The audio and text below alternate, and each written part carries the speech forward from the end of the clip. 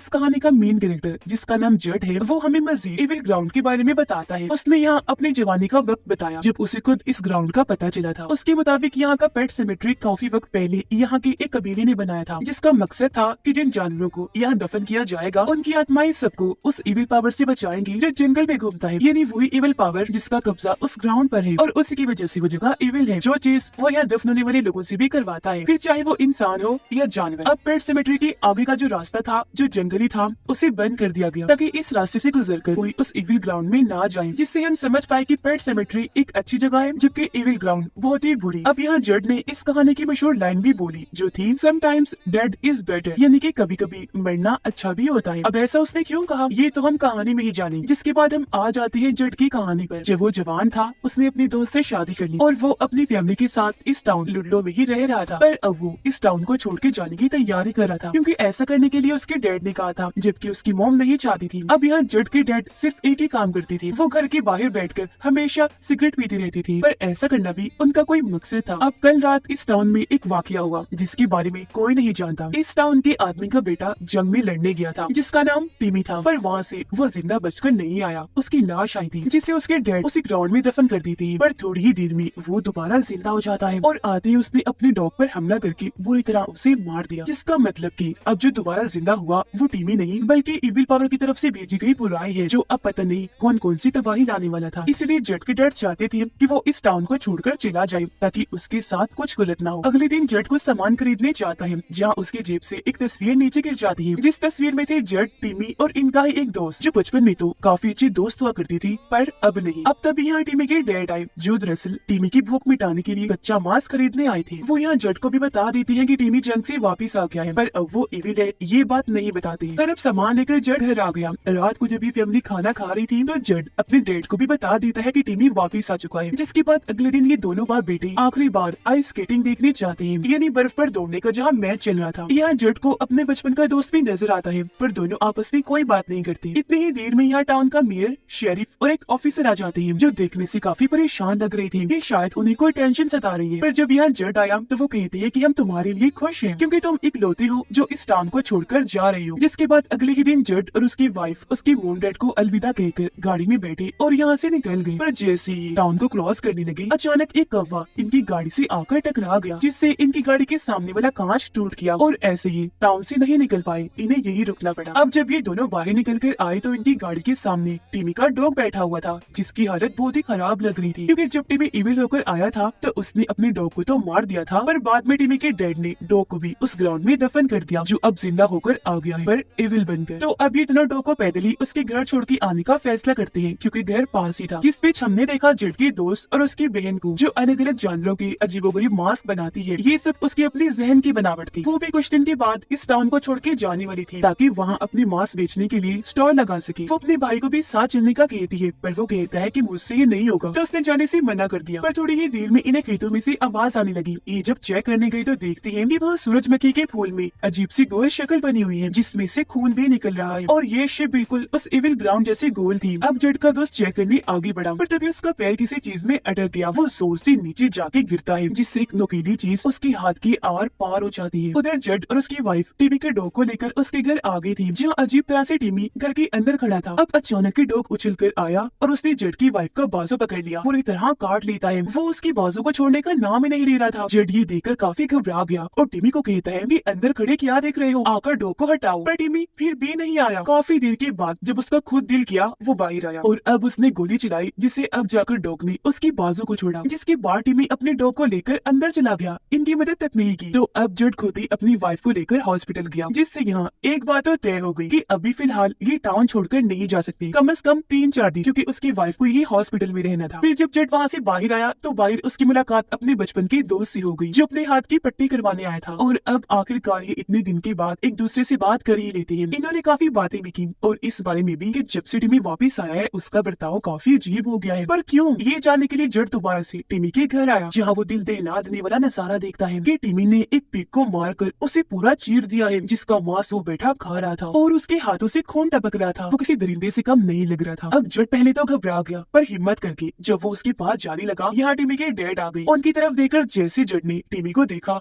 वो यहाँ से गायब हो गया। टिमी के डैड भी अब उसे कुछ नहीं बताते तो अब यहाँ अपने सवालों के जवाब पाने के लिए जेड अपने घर आ जाता है। वो सारी सूरत हाल के बारे में अपने मॉम डैड को बताकर उसके बारे में पूछने लगा, क्योंकि उसे लग रहा था कि सब उससे कुछ छुपा रही है। और उसकी मॉम उठी और यहाँ से जाने लगती है, जिनकी टांगों पर हम चोट के निशान देखते हैं। ऐसा लग रहा था जैसे किसी ने नोचा हुआ है। तो अब जेड अपने डैड से जवाब मांगने लगा कि आखिर टाउन में चल क्या रहा है और आप मुझे यहाँ से भेजना क्यों चाहती हैं। पर उसके डैड ने भी कोई जवाब नहीं दिया। घर में टीमी इतना अजीब हो गया कि अब उसने चूहों को पकड़कर उन्हें मारना शुरू कर दिया, जिनको भी वो चीर कर खा रहा था, और कुछ फैमिलीज के नाम भी लिख रहा था, जिन सबको वो मार देगा। और ये सब लोग वही लोग हैं जो यहाँ रह रहे हैं। सबसे पहले वाली तो जेड की फैमिली थी, दूसरा टाउन का मेयर था, तीसरा शहरी, चौथी थी ऑफिसर, पांचवी फैमिली का नाम वो लिख रहा था जो थी जेड का दोस्त और उसकी बहन। अब टीमी की स्किन जल्द छिलके की तरह उतर रही थी, जिसे अपने हाथों से फाड़कर वो अपना खून निकालता है और इन नामों पर वो इविल ग्राउंड जैसा दायरा बना देता है कि इन्हें मारने के बाद ही वही दफन कर देगा, क्योंकि ये सब कुछ वो इविल पावर और इसके अंदर की बुराई से करवा रही थी। अब टीमी सबसे पहले ऑफिसर के पास गया जो फीमेल थी। ये उसके साथ अजीबोगरीब बातें करके उसे डरा देता है। वो वापिस आकर मेयर को फोन करके टीमी की इस अजीब बर्ताव के बारे में बता देती है, जिस पर मेयर समझ जाता है कि जरूर टीमी मर गया होगा, जिसे भी उस ग्राउंड में दफन कर दिया था। इसलिए अब वो दोबारा जिंदा होकर इविल बनकर आ गया है। जब भी ऐसा बन गया है क्योंकि ये सब लोग भी उस इविल ग्राउंड के बारे में अच्छे से जानते थे। तो इस सबसे निपटने के लिए मेयर मीटिंग रखता है। अब इससे पहले ऑफिसर और कुछ कहती, एकदम से टीमी का इविल डॉग आकर उस पर हमला कर देता है। जेड के दोस्त के घर पार्टी चल रही थी, जहाँ तभी टीमी भी आ जाता है। जेड के दोस्त और उसकी बहन को खुश देखकर वो कहता है कि तुम दोनों टाउन छोड़कर जाने का प्लान बना रही हो ना, नहीं जा पाओगे, इसी टाउन में ही तुम मारे जाओगे। अब मेयर ने जो मीटिंग रखी थी उसमें वो खुद शेरिफ और जेड के डैड भी आ गए थे, जिसकी थोड़ी ही देर के बाद वो फीमेल ऑफिसर भी, जिसके चेहरे पर डॉग के नाखूनों के निशान थे, क्योंकि जब डॉग ने इस पर हमला किया था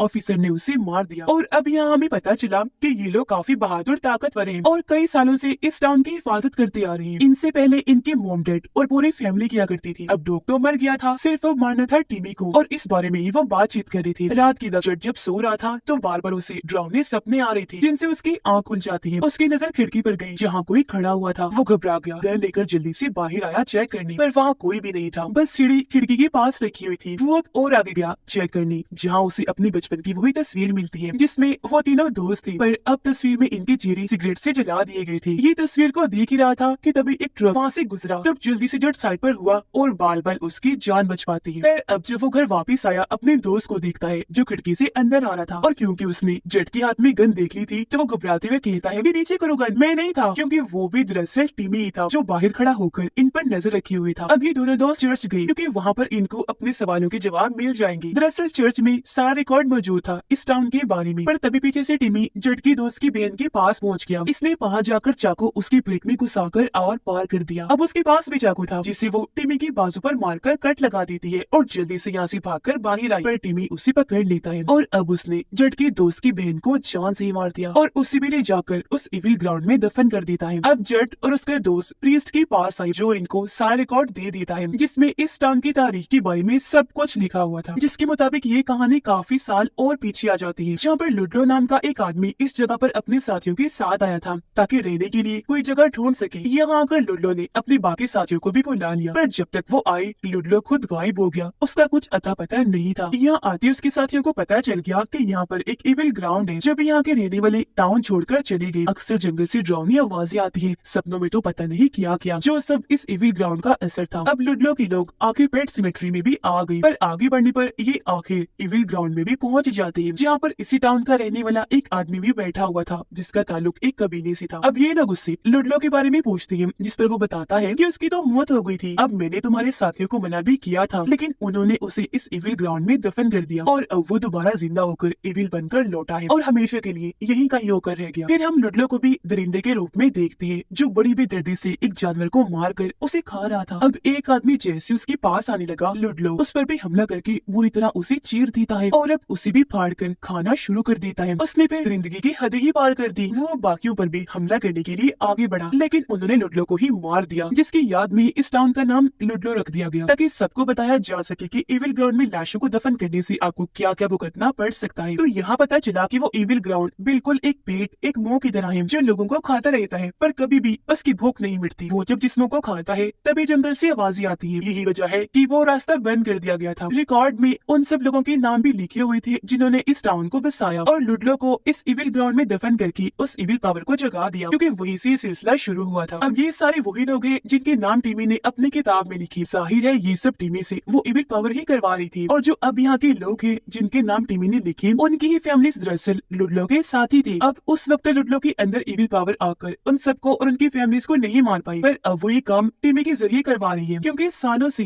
पहले उनके फोर फादर्स यानी फैमिली के बड़े लोग ये करते आ रहे थे, यानी इस इविल पावर को रोकना। पर अब उनकी जगह ये सब लोग कर रही थी, यानी कि जज के डैड, मेयर, शेरिफ और ऑफिसर, क्योंकि लुडलो के साथी इन लोगों के ही बड़े थे। वो ऐसा इसलिए कर रही थी कि जो गलती उनकी बड़ों से हुई, लुडलो को वहाँ दफन करके ये सब उसे ठीक करना चाहती थी। अब यहाँ जज के डैड के पास एक पुरानी डायरी थी जो उसे उनके डैड ने दी थी, और फिर उन्हें दी थी इसके दादा ने, जिस पर सब कुछ लिखा हुआ था कि इसकी शुरुआत कैसे हुई और अब खात्मा कैसे होगा, यानी इस इविल को मारा जा सकता है पर सिर्फ उसकी आंखों पर वार करके। टिमी के डैड जब घर आए तो देखते हैं कि टिमी किसी इंसान को बुरी तरह मारकर उसका मांस खा रहा है। ये देखकर उन्हें अपनी गलती का एहसास हो रहा था कि मुझे भी इसे खत्म कर देना चाहिए, क्योंकि अब ये खतरनाक बन चुका है। जड अपने डैड के पास आया, बताता है कि अब मैं भी इस टाउन की तारीख के बारे में जान गया हूँ, जो सुनकर जड के डैड उसे पेट सिमेट्री में लेकर गई, जहाँ आगे से उस इविल पावर की आवाज आ रही थी। उसके डैड बताते हैं कि ये रास्ता तुम्हारे परदादा ने ब्लॉक किया था ताकि कोई वहाँ ना जा सके, क्योंकि ये सिलसिला किसी बीमारी की तरह है जिसे हमने रोकना है। अब जड का दोस्त घर आकर देखता है कि सामान बिखरा पड़ा है और तो और उसकी बहन भी नहीं है, क्योंकि उसे तो टिमी ने मारकर उस इविल ग्राउंड में दफन कर दिया था, जो अब जिंदा होकर हॉस्पिटल में गई, जहाँ जड की वाइफ को रखा गया था। जड के दोस्त की बहन की हालत काफी खराब लग रही थी, जिसे देखकर नर्स डॉक्टर को बुलाने चली जाती है, पर ये तो डॉक्टर को मार के ही अंदर घुसी थी। उसकी हालत देखकर जड की वाइफ उसके पैरों को साफ करने लगी, पर उसकी खाल तो छिलके की तरह उतर रही थी, जो देखकर जड की वाइफ डॉक्टर को बुलाने बाहर गई, जहाँ उसे डॉक्टर की लाश मिली जिसकी गर्दन को तोड़ दिया गया था। ये देखकर नर्स भी काफी डर रही थी, पर तभी उसने आकर नर्स को भी बीच में से चीर दिया, जिसका खून जड की वाइफ के मुंह पे जाके गिरता है। अब जब तक जड यहाँ आया, उसके दोस्त की बहन उसकी वाइफ को यहाँ से ले जा चुकी थी। जमीन पर खून और जिस्मों के हिस्से पड़े थे, और वहाँ उसने लिखा था फार्म, इन्हीं के टिमी का घर, जो देखकर जड जल्दी से वहाँ पहुंचा, जहाँ पर पहले से सारे लोग आए हुए थे। टिमी के डैड भी अब इन लोगों की साइड हो गए थे, क्योंकि उन्हें अंदाजा हो गया था कि मेरा बेटा कितना इविल खतरनाक हो गया है, जिसका अब मरना ही जरूरी है, और अब वो भी इन लोगों का साथ देगा अपने बेटे को मारने के लिए। इनका प्लान था कि घर में आग लगाकर टिमी को मार देंगे। अब यहाँ से मेयर और ऑफिसर घर की दूसरी साइड पर चले गए। शेरिफ बाहर पेट्रोल छिड़कने लग गया, जबकि बाकी सब घर के अंदर चले जाते हैं। अब इनका काम था जड की वाइफ, उसके दोस्त की बहन और टिमी को ढूंढना। ये जब अपना काम कर रही थी तो टिमी मेयर को देख लेता है, वो उसे खींचकर अपने साथ ऊपर ले गया और उसे मारकर काम तमाम कर देता है, जिसके बाद वो जोर से आकर ऑफिसर पर हमला करके उसे भी बुरी तरह मार देता है। जिसके बाद वो शेरिफ के पास गया और उसका चेहरा को चलकर उसकी भी जान ले लेता है, और अब यहाँ उसने खुद ही घर को आग लगा दी थी। घर के अंदर जड उसके दोस्त का सामना उसकी बहन के साथ हो जाता है, जो क्योंकि इविल थी तो अपने ही भाई पर हमला करके उसके जिस्म पर कर्श लगा रही थी। ये देखकर जड उसकी बहन को गोली से उड़ाने वाला था, पर क्योंकि ये तो वो उसकी बहन ही, इसलिए उसने जड को गोली चलाने से मना कर दिया। जब गन फेंककर जड अपने दोस्त को संभालने में लग जाता है, तो अब यहाँ मजबूरन गोली जड के डैड को चलानी पड़ी। ये जड के दोस्त के जख्म देख ही रहे थे कि तभी जड के डैड ये लाइन बोलने लगते हैं, यानी समटाइम्स डेड इज बेटर, जिसमें जड के दोस्त की बहन ने गन को जड के डैड के आर पार कर दिया। और अब ये देखकर जड का दोस्त खुद ही गन से अपनी बहन की आंख पर शॉट कर देता है, जिससे वो भी मारी गई। पर अब यहाँ जड की डैड भी खत्म हो गई थी। अब जड और उसके दोस्त के पास टिमी के डैड आए, जो इन दोनों को बेसमेंट के रास्ते निकालने लगते हैं, पर इन्हें क्या पता था कि खतरा यानी कि टिमी तो वही छुपा हुआ है। बेसमेंट में टिमी ने कई सारी सुरंगें बनाई हुई थी, जिनमें से एक के अंदर जब जड जाने लगा तो उसी वहाँ अपनी वाइफ का लॉकेट मिला, जिसका मतलब कि वो अंदर ही है। पर ये तो असल में टिमी की चाल थी, जिसे ये लोग समझ नहीं पाए और सीधा सुरंग के अंदर चली जाती है। अंदर कुछ और सुरंगें थी, इसलिए तीनों अलग अलग हो गई ताकि जड की वाइफ को ढूंढ सके। अब तभी टिमी के डैड के सामने टिमी आ जाता है। इससे पहले वो उसे मारती, उन्हें उसके साथ गुजारे गए बचपन के कुछ पल याद आ जाते हैं, क्योंकि जो भी है था तो वो इनका बेटा ही, और वो उसे नहीं मार पाई। लेकिन टिमी अपने ही डैड पर हमला करके उनकी जान लेकर यहाँ से भाग जाता है। उसने इनके जिस्म को भी फाड़ दिया था। अब ये देखकर तो जड और उसके दोस्त काफी डर गए और वो जल्दी से निकलकर बाहर आ जाते हैं, पर जड की वाइफ तो अभी भी वहीं बंधी हुई थी। उसके हाथ पांव बांधकर टिमी ने यही रखा हुआ था, जिसके ऊपर अब धीरे धीरे करके कीचड़ गिरने लगा था। मुंह बंधे होने की वजह से उसका सांस लेना भी मुश्किल हो रहा था। अब तभी बाहर टिमी जड के दोस्त को खींचकर अपने साथ ले जाता है और उससे बड़ी चालाकी से एक ट्रैप इन्हीं जाल के ऊपर लिटा देता है। अब अगर ये उठा या यहाँ से भागने की कोशिश की तो इसके जिस्म के टुकड़े टुकड़े हो जाएंगे। अब तभी यहाँ जड आकर उसे एक गन देता है और खुद गया वो टिमी के पीछे, जहाँ वो भी पानी में जड के आने का इंतजार कर रहा था। जैसे ही जड लाख के पास गया, टिमी उसे अंदर खींचकर पानी में डुबोकर मारने लगा। अब ये देखकर दूर से जड के दोस्त ने उनकी तरफ गन करके गोली चला दी। गोली आकर सीधा टिमी की आंख में लगी, और क्योंकि इविल को आंख में मारने से खत्म किया जा सकता है, इसीलिए वो यहाँ पर आखिरकार मारा ही गया। और अब यहाँ कीचड़ के साथ बहकर जड की वाइफ भी आ गई, जो खुद ही आजाद होकर जड के पास आ जाती है। इन्होंने फिर जड के दोस्त को भी ट्रैप से आजाद करवा लिया था। और अब हम कुछ दिन के बाद का वक्त देखते हैं, जहाँ पर जड और उसकी वाइफ इसी टाउन टाउन में रहने लगी थी, क्योंकि अब डैड के मरने के बाद उनकी जगह जेड ने ले ली थी और अब वो अपने डैड की जगह बाहर बैठकर सिगरेट फूंकता है और ये अब खुद इस टाउन को बचाएगा। अब ये तो नहीं गई टाउन को छोड़कर, लेकिन जेड का दोस्त चला गया अपनी बहन की मांस लेकर, ताकि वो अपनी बहन का सपना पूरा कर सके टाउन से निकलकर मांस बेचने के लिए स्टॉल लगाना। पर अब जेड हर आने वाले खतरे से निपटने को तैयार है, जहाँ अब की बार उसका साथ उसकी वाइफ भी देगी, क्योंकि ये पहले ही बहुत सारे खतरों से निपट चुकी है। और इसी के साथ ये कहानी इधर ही खत्म हो जाती है।